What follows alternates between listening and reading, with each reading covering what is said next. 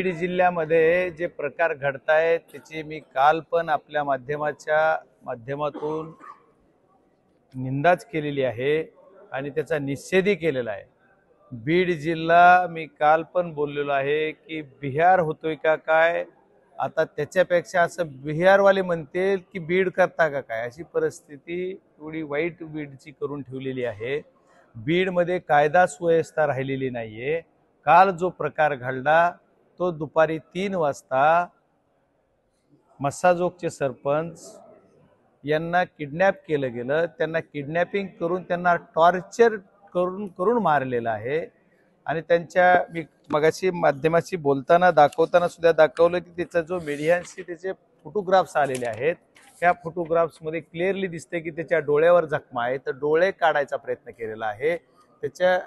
त्यांचा जी आहे ती कपाळावरती निशाणी आहे आणि आणखी पीएम झाले नाही। लोकांची भावना तीव्र आहे। मी मस्साजोग परिसरातील सर्व केज तालुक्यातील सर्व जनतेची जी भावना आहे की आरोपीला अटक झाली पाहिजे। त्याचं कारण असं आहे की हे जे आरोपी आहेत यांच्यावर मागच्या जी घटना घडली काल त्याच्या अगोदर 2 दिवसापूर्वी खंडणी मागण्यासाठी आले म्हणून गुन्हा दाखल होतो आणि त्यांची मागणी होती की खंडणीसाठी आले, दाबदडप केलं, मारहाणीचे व्हिडिओ पण होते, पण पोलीस प्रशासनाने त्याच्यावर थातूर मातूर गुन्हा दाखल केला आणि त्यांना कोर्टात प्रेझेंट केलं आणि कोर्टाने काय केलं तर कोर्टाने त्यांना जामीन दिला। जामीन झाल्याच्या नंतर केज पोलीस स्टेशनचे पीआय एक पाटील नावाचे त्या आरोपी सोबत होते आणि आरोपी सोबत असताना त्यांना घेऊन ते फिरत होते आणि त्याच्यानंतर 3 वाजता या सरपंचाला उचललं जात आहे।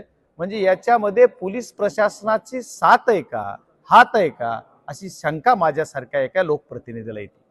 कारण त्याचं कारण असं आहे की ही घटना घडल्याच्या नंतर दुपारी काल 4 वाजल्यापासून मी एसपींना फोन करत होतो, पोलीस एसपीने मला रिस्पॉन्ड केला नाही। कालही मी सांगितलेलं आहे, रेकॉर्डली आहे। माझ्या स्वतःच्या फोनवरून मी फोन करत होतो, माझ्या पीएच्या फोनवरून त्यांना मेसेजेस केलेले आहेत, मेसेज केली, माझ्याकडे पूर्ण रेकॉर्ड आहे, तरी पण त्यांनी रिस्पॉन्ड दिला नाही।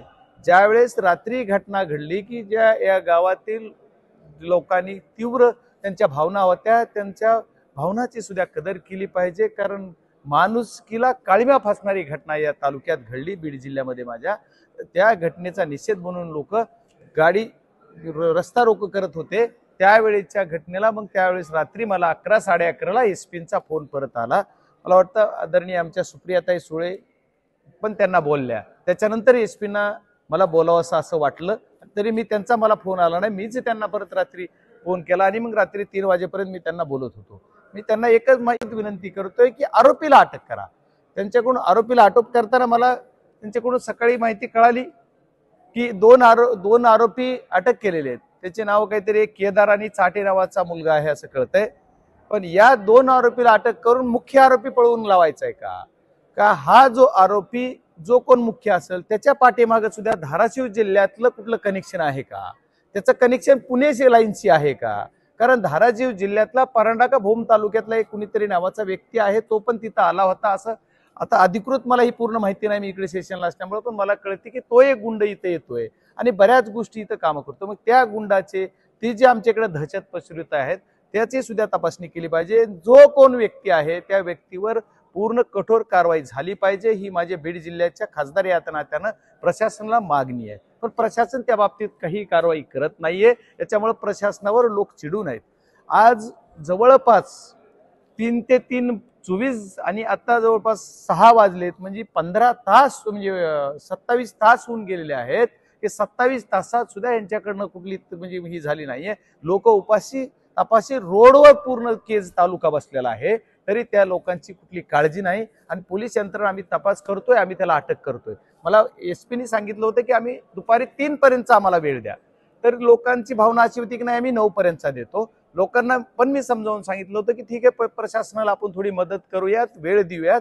तरी प्रशासनानं 3 वाजले, आता 6 वाजले, तरी पण आणखी काही म्हणजे प्रगती झालेली नाहीये। आम्ही अटक करतो आणि कळालेली माहिती अशी आहे, ती खात्रीशीर असेल की नाही मला नाही सांगता येणार, पण पोलिसाच्या समोर आरोपी पळून जातात, गाडीत फोन ठेवतात, गाडीत कॅश होती असं कळतंय। मग गाडीत कॅश किती होती, कोणची गाडी त्यांना सापडली, हे मीडियाला तरी खुलेआम का सांगत नाहीत?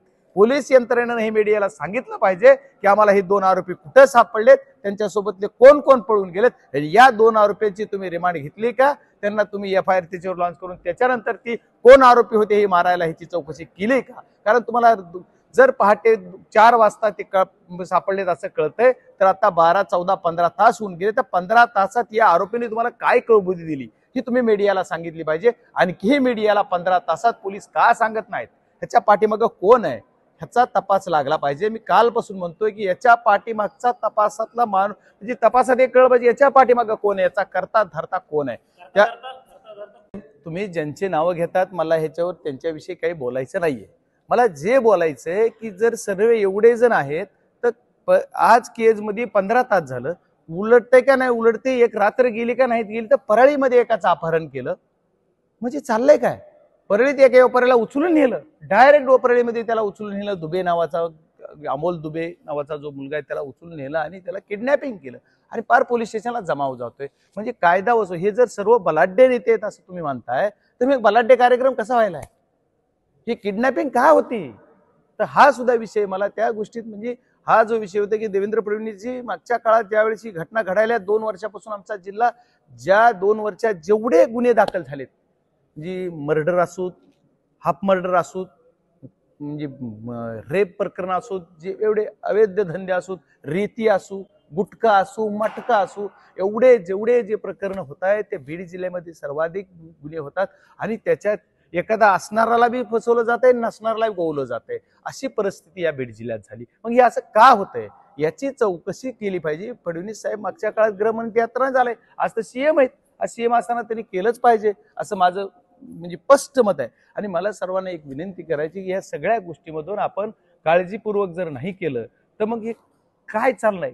त्या मारामारी जी आदल्या दिवशी झाली किंवा त्या ज्यांच्यावर खंडणी मागायला आला त्याच्यासोबत होता असं कळतंय, त्याचं नाव त्याचा पत्ता पूर्ण हे मला कळत नाही. आणि असं मी आता ऑफिशियली काही माहिती असू शकते, पण मी पूर्ण उघड करून सांगतोय की ते पुण्या लाईनला सुद्धा त्यांचे जी पुण्याची काही हे ह्याच्यात आहे ते पुणे लाईनला सुद्धा ह्याचं कनेक्शन जुळतंय असं कळतंय. मग याच्यात राजकीय वजन जर त्यांच्यावर गुन्हा दाखल होत होता, ज्या दिवशी ही घटना घडली काल 9 तारीख होती, 9 तारखेला ही घटना घडली, त्याच्या अगोदर 7 ते 8 तारखेला जी घटना घडली होती त्या पवन चक्कीच्या जे ऑफिसेसवर जाऊन त्यांनी मारामाऱ्या केल्या, त्यांना खंडणी मागितली. त्याच्यामध्ये ह्या सगळ्या गोष्टीला मग पवन चक्कीवाले ते पण जबाबदार आहेत का? ज्या मेन कंपन्या त्या कंपन्याला सुद्धा आरोपी केला पाहिजे याच्यात. कारण मेन कंपनीचे जे लोक आहेत, CEO असतील त्यांचे कोण, हे सुद्धा काय करतात, काही गुंड तेच पाळतात. ते गुंड आमच्या शेतकऱ्यांना मारतात, शेतकऱ्यांच्या शेताचं अतोनात नुकसान केलं जात आहे, शेतकऱ्यांची संमती घेतली नाही, बऱ्याच गावात NOC घेतली जात नाही, ते टावर उभे केले जातात. हे कशासाठी चाललंय? कुणाचा आर्थिक व्यवहार कुणाच्या घरी जातो याची चौकशी करायला माझी आज गव्हर्नमेंटला मी पत्र दिलंय. मी ज्या संसदेचा सदस्य म्हणून आहे, ज्या सभागृहात मी काम करतोय, तिथं मी आज सेक्रेटरीला CBI चौकशी या गोष्टीची झाली पाहिजे असं मी पत्र आता दिलेलं आहे आणि त्या पत्राची कॉपी मी आपल्याला सर्वांना देतो. बीड जिल्ह्यामध्ये बऱ्याच दिवसापासून चालू आहे, पण आता आमच्या केज तालुक्याकडे ती सरकतोय, थोडा पश्चिमेकडून पूर्वेकडे जातोय आणि पूर्वेकडून त्याला दाबतंय. असं म्हणजे ती पूर्व पश्चिम चाललाय रस्ता त्याचा. आता आम्ही केज पर्यंत आलोय, केज पर्यंत आलं की ते बऱ्यापैकी आम्हाला तिथं त्याचं आता आमच्या तालुक्यावर म्हणजे माझा होम पिच, माझा तालुका ही केजच आहे. आणि त्या केज तालुक्यात तसा विचार केला तर हे जे सरपंच एक्सपायर झाले, ज्यांना मारलंय, एक्सपायर म्हणजे सॉरी, ज्याला मारलेला आहे, मर्डर ज्यांचा झालाय, ते सरपंच ज्या गावचे, ते गाव माझ्या स्वतःच्या जिल्हा परिषद गटामध्ये मी ज्यावेळेस 17ला निवडून आलो त्या गटातलं ते गाव आहे. म्हणजे मला त्या मतदार असणारं ते गाव आहे. त्या गावात झालं म्हणजे माझ्या होम पिचला ही घटना घडते. तो एकदम चांगला कार्यकर्ता होता, सोजळ असा, 35-40 वर्ष वय आहे, एवढा यंग जनरेशनचा मुलगा. मागच्या 5 वर्षापूर्वी त्याची पत्नी सरपंच होत्या, ते आता स्वतः सरपंच आहेत. अशा असणाऱ्या व्यक्तीला एवढ्या गोष्टीने दाबलं जात आहे. आणि ह्या पवन चक्कीच्या बाबतीत मग तिथे NOC घेतल्या पाहिजेत. आता बस